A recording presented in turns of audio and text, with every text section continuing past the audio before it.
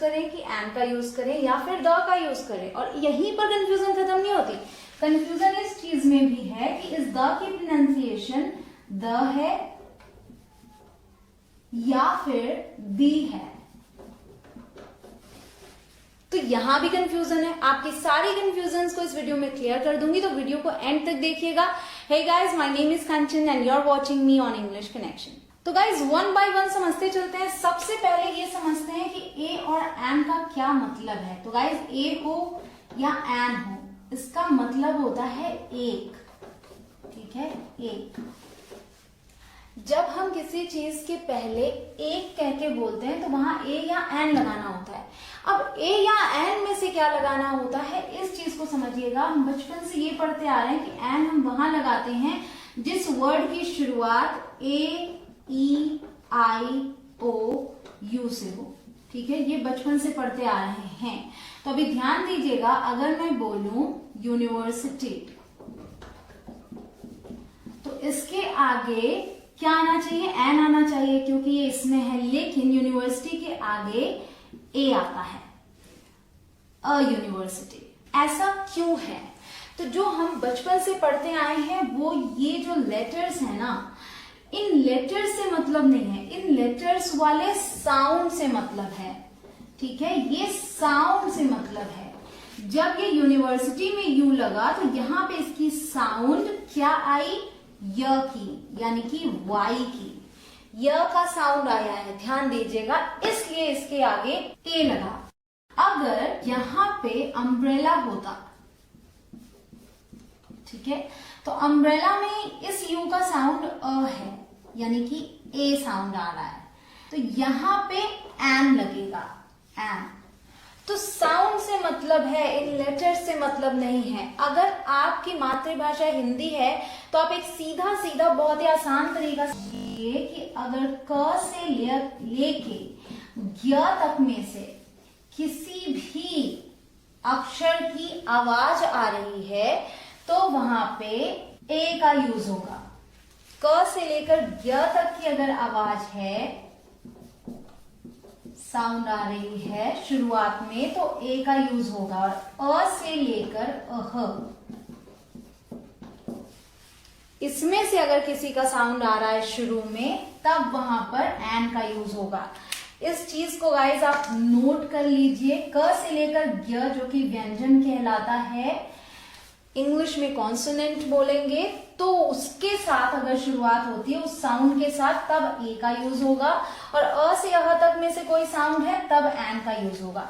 वही चीज यहाँ यूनिवर्सिटी के साथ हुई। वेदर यहाँ पे यू का यूज हुआ है, लेकिन साउंड किसका आ रहा है, य का। य क्या है, क से लेके ज्ञ के बीच में आता है, व्यंजन है, इसलिए ए आया। और अम्ब्रेला में अ आया जो कि स्वर है, इसलिए एन का यूज हुआ। HOUR, hour. आप सब इसमें कंफ्यूज होते हैं, ये H है, ठीक है, तो उस हिसाब से यहाँ पे क्या आना चाहिए, इस H के लिए हम एन का यूज तो नहीं, ए का यूज करते हैं, लेकिन आपने सुन ही रखा होगा एन आवर, तो उसके पीछे का रीजन यही है। साउंड क्या है, अ क्या है, ए साउंड है, वोवेल में है ना, हिंदी से देखे तो अ से अ के बीच है, इसलिए एन आवर होता है, अ आवर नहीं होता, एन आवर। तो जब भी sound A, E, I, O, you की आए, या फिर हिंदी में समझे तो अ से अह के बीच में आए, तब आप यूज करेंगे एन का। और जब भी व्यंजन साउंड आता है, यानी कि इन ए, ई, आई, ओ, यू को छोड़ के जो भी लेटर्स हैं इंग्लिश में और हिंदी में समझे तो क से ज्ञ के बीच में, तब वहां पे ए का यूज होता है। तो कंफ्यूजन क्लियर आपके लिए ए और एन को लेके। हम कुछ और एग्जांपल्स देख लेते हैं। तो गाइज आप देखिए कि एप्पल, एप्पल में किस चीज का साउंड आ रहा है, ए का। और ए का साउंड यानी कि ई का साउंड इंग्लिश में समझे तो, और अ से अह के बीच में तो क्या आएगा यहाँ पे, एन। ठीक है, उसी तरीके से यूनिट में आ जाए तो इसकी क्या साउंड आ रही है, यूनिट, य की, य यानी कि वाई। तो ये वोवेल तो नहीं है, कॉन्सोनेंट में है, क से ज्ञ के बीच आया, तो यहाँ पे क्या आएगा, अ यूनिट। आई, इसका क्या साउंड है, पहले अक्षर के साउंड पे ध्यान देंगे गाइस, इस चीज को ध्यान दीजिएगा कि पहले अक्षर से मतलब है, उसके बाद जो आ रहा है उससे मतलब नहीं है। इसे हम क्या पढ़ते हैं आई, तो यहाँ पे क्या आएगा एन, क्योंकि ये अ साउंड से शुरू हो रहा है। यहां से आप देख सकते हैं एन प्लस अ का साउंड। ईयर, ईयर के लिए हम इसे क्या प्रोनाउंस करते हैं ईयर, तो ई कहाँ आता है अ से अह के बीच में, और ये कौन सा साउंड है आई का, तो यहाँ पे भी एन आएगा। और जो ये है इसे ईयर नहीं पढ़ा जाता, इसे ईयर पढ़ा जाता है, ठीक है। तो यहाँ कौन सा साउंड आता है य का, इसलिए यहाँ पे अ आएगा। अब जैसा कि मैंने यहाँ बिग एप्पल लिख रखा है, यहाँ आपने पढ़ा एन एप्पल, लेकिन वही एप्पल यहाँ भी है, लेकिन उसके पहले एक वर्ड आ गया बिग। तो ये नहीं है कि अगर एप्पल के बारे में हम बता रहे हैं तो हम एन का ही जिक्र करेंगे, अगर उसके पहले कोई वर्ड आ गया उसका जो पहले अक्षर का साउंड है वो अगर वोवेल से नहीं है तो हम ए का यूज करेंगे, अ बिग एप्पल, ठीक है। यहाँ हम एन का यूज नहीं करेंगे, क्योंकि जो इसके जस्ट बाद वर्ड आता है हमें उसके पहले अक्षर के साउंड से मतलब होता है, उससे मतलब नहीं होता जिसके बारे में बात कर रहे हैं। जस्ट इसके बाद जो वर्ड आएगा उस पर ध्यान देंगे। तो भले यहाँ एप्पल है, हमें मतलब इसके साउंड से अ बिग एप्पल, और अगर एप्पल के डायरेक्ट पहले आया तो एन एप्पल। ये फर्क है ए और एन का। तो ए एन की मीनिंग सेम है, केवल और केवल इसी का फर्क है कि उसके बाद जो वर्ड आता है उसके पहले अक्षर की ध्वनि यानी कि साउंड वोवेल है या कॉन्सोनेंट की है। अगर वोवेल की है तो एन, कॉन्सोनेंट की है तो ए। अब बात कर लेते हैं द के बारे में। द की जो मैं बात कर रही थी आपसे कि इसकी प्रोनाउंसिएशन में एक फर्क आता है कि द प्रोनाउंस करें या दी, दोनों ही प्रोनाउंसिएशंस ठीक हैं।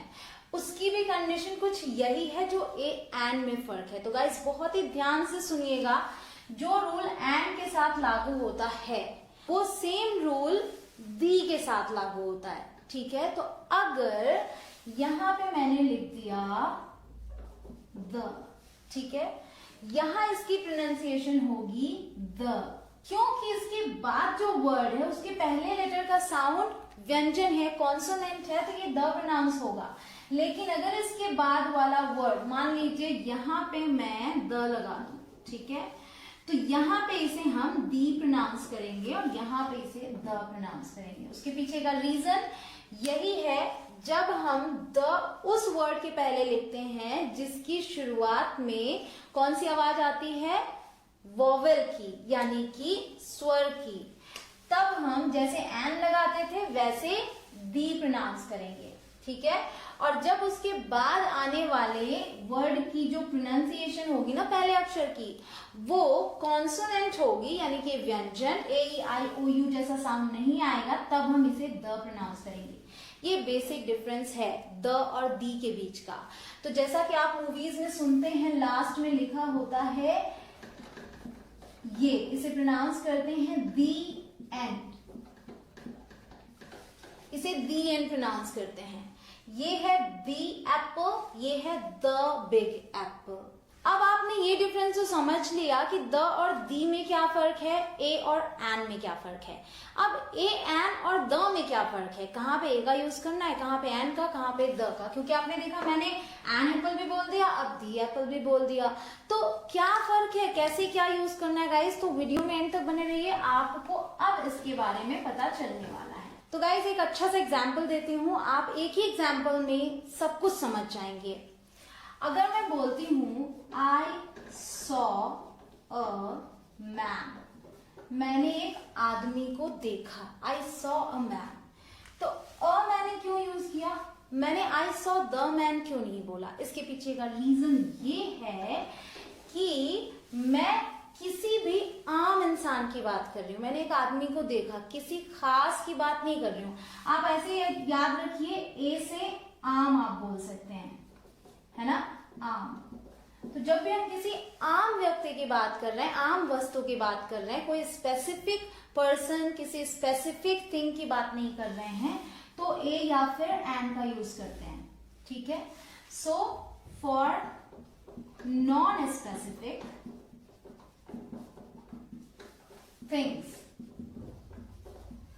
वर्ड पर्सन भी आप बोल सकते हैं, ठीक है, वी यूज ए और एन, ठीक है। एंड फॉर स्पेसिफिक, स्पेसिफिक ध्यान दीजिएगा, अगर कोई खास है, तब हम यूज करेंगे द का, या कह लीजिए दी का। प्रोनाउंसिएशन आप समझ चुके हैं। तो अगर नॉन स्पेसिफिक है तो ए या एन आएगा, स्पेसिफिक है तो द आएगा।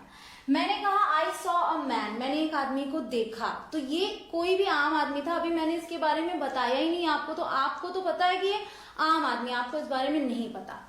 अब मैंने इस बारे में बता दिया आई सॉ अ मैन, एक मैन की बात कर दी आपसे। अब अगर मैं अगली लाइन बोलूंगी तो मैं बोलूंगी द मैन was crying। तो यहां क्या हमने द का यूज क्यों कर लिया? क्योंकि मैं इसकी बात कर चुकी, अब ये आम नहीं रहेगा, ये खास हो गया। मैं जिस आदमी को मैंने देखा था, आपको मैंने बताया, पहली बार बताया तो ये आम आदमी था, अ का यूज किया मैंने। जब उसी की बात आगे कंटिन्यू की, दैट मीन्स उसी पर्टिकुलर मैन की बात कर रही हूं, तब हमने द का यूज कर लिया। द मैन वॉज क्राइंग, मैंने एक आदमी को देखा, वो आदमी रो रहा था। तो यहाँ पे द का यूज इसलिए हुआ क्योंकि अब हम उसकी बात कर चुके, अब वो खास हो गया। ये सबसे बड़ा डिफरेंस है और यहीं से आपकी सारी कंफ्यूजन दूर हो जानी चाहिए। जब भी हम किसी पर्टिकुलर चीज की बात करते हैं तब यूज करते हैं द का, और जब हम किसी भी चीज की बात करते हैं तब हम यूज करते हैं ए या फिर एन का। इसी तरीके से एक और एग्जांपल देती हूं कि I eat an apple every day, मैं हर रोज एक सेब खाती हूँ। तो किसी पर्टिकुलर सेब की बात नहीं कर रही हूँ। आई ईट एन एप्पल, कोई भी एप्पल हो सकता है, मैं खाती हूँ एवरी डे, ठीक है। अब अगर मैं बोलूं कि मैंने जो कल सेब खाया था वो खट्टा था, तो जो सेब मैंने कल खाया था, तो किसी स्पेसिफिक सेब की बात की जो कल खाया था, तो क्या बोलूंगी? The apple I ate yesterday was sour। ठीक है, तो यहां पे हमने दी का यूज किया क्योंकि मैं किसी पर्टिकुलर सेब की बात कर रही हूं। तो टोटल मैं ये आपको बता सकती हूं कि जब भी आप जिससे बात कर रहे हैं उस सामने वाले को ये नहीं पता कि आप किस चीज की बात कर रहे हैं, किसी भी आम चीज की आप बात कर रहे हैं, आम पर्सन की बात कर रहे हैं, तो आप ए एन का यूज करेंगे। और अगर सामने वाले को या तो आप खुद से डिफाइन कर रहे हैं तब आप द का यूज करेंगे, या तो सामने वाले को पता हो। इसीलिए ए एन को इनडेफिनिट आर्टिकल कहते हैं, इनडेफिनिट आर्टिकल, ठीक है। और द को क्या बोलते हैं? Definite article. यानी कि ये निश्चित चीज के लिए यूज होता है और वो अनिश्चित के लिए।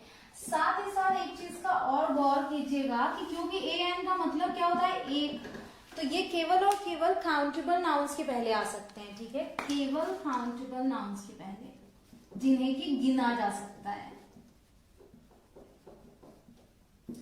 और द क्या है? काउंटेबल और अनकाउंटेबल, जिन्हें गिना जा सकता है, जिन्हें नहीं गिना जा सकता, दोनों के पहले आ सकता है। सो काउंटेबल प्लस अनकाउंटेबल दोनों में ही यूज होता है। और एक चीज और, क्योंकि एक है तो आप ये चीजें साफ हैं कि ये सिंगुलर के साथ ही यूज होगा, क्योंकि ये एक ही संख्या को बता रहा है, और ये प्लूरल के साथ या फिर सिंगुलर के साथ, सबके साथ यूज हो सकता है।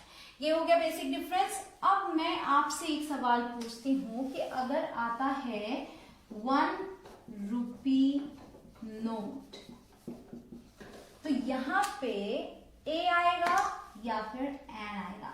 इसका जवाब आपको देना है। कमेंट में इसका जवाब आप जरूर लिखिए। मैं मिलूंगी आपसे अगले वीडियो में। अगर आपको इसमें अभी भी कुछ डाउट रह गया हो तो वीडियो को दोबारा देख लें। वैसे आई एम श्योर कि आपको कोई भी डाउट नहीं रहे।